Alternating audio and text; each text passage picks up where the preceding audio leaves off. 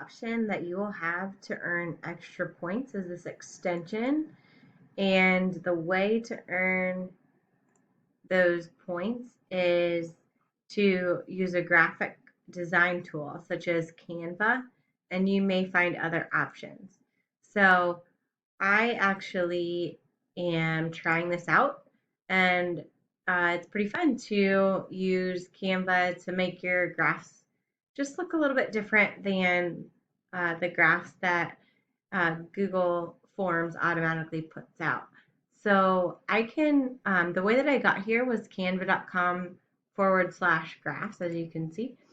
And I actually have an account in Canva. I highly recommend creating a free account. It comes in handy.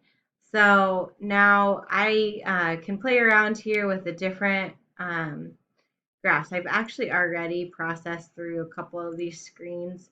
So let me try and go back to the beginning here where I go to canva.com/graphs. Now it will take me here to the graph maker, and I actually typed in one of my questions, one of my survey questions, and clicked create graph. Now I can go to help me choose a graph um, and see different options here. Now I pulled this question, like I said, from my results of my survey. How often do you run? And I see that I am comparing various different answers. And so let me take a look back at the options here. And you can see there's comparisons, show the similarities and differences.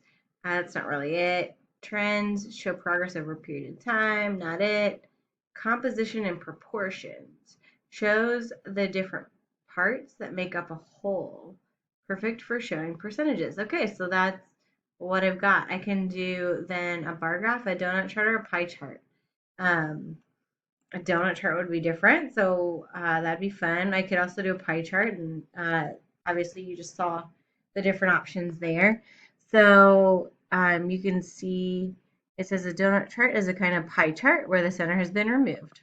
The area in the center can be used to display information. Really, there's not a difference. There's just a middle missing. So I kind of like this one right here. I'm going to just pick that one. And then it's going to ask me if I click on these, the donut itself, it's going to pop up with the item number. So I'm going to go back here and say, okay, item 1 was a few times per year. Go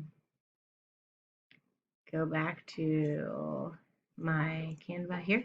So I'm going to type in a few times per year. And that was what percentage.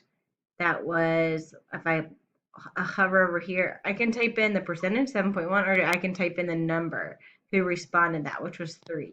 So I'm going to go ahead and just type the 3. It's easier.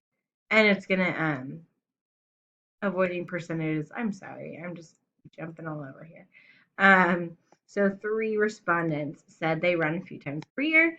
And then I have a few times per month was my next question. So I'm going to type a few times per month.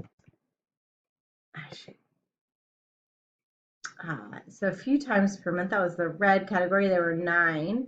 So 9 of my respondents run a few times per month. Close some of these extras. 9, and then my next one was 1 to 3 times per week. That was my largest category, actually, 1 to 3 times per week. So 13. 1 to 3 times per week, and I'll put 13, and then we have 5 to 7 times per week as a significant number as well, and that was, it turns out, 11. So that's 5 to 7. 5 to 7. Undo. Control C. 5 to 7 times per week. 11.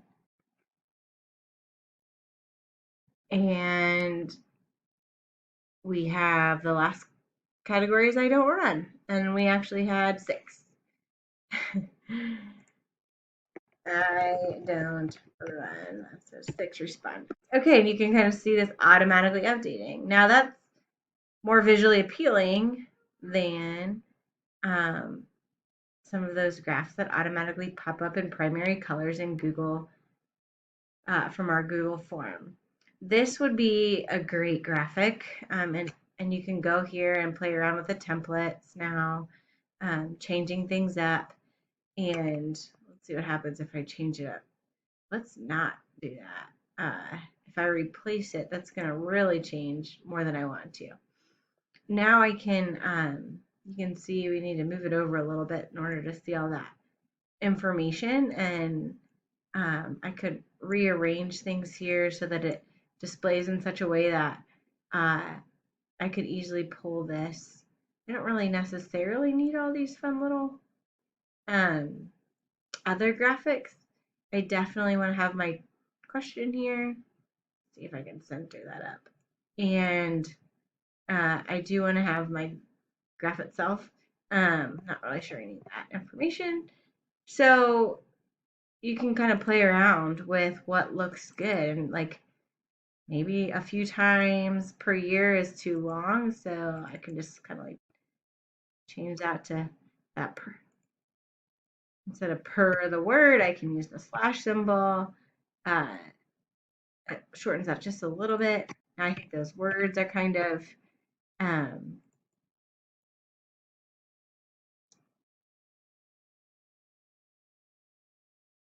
small, so I might go ahead and go, okay, I'm going to click on those. Let me see if I can edit those words and go bold, boom, there we go. Maybe I like that they should all start with a capital letter. I can just modify things, but I have kind of shown you here what is possible with making a graph that's more visually appealing.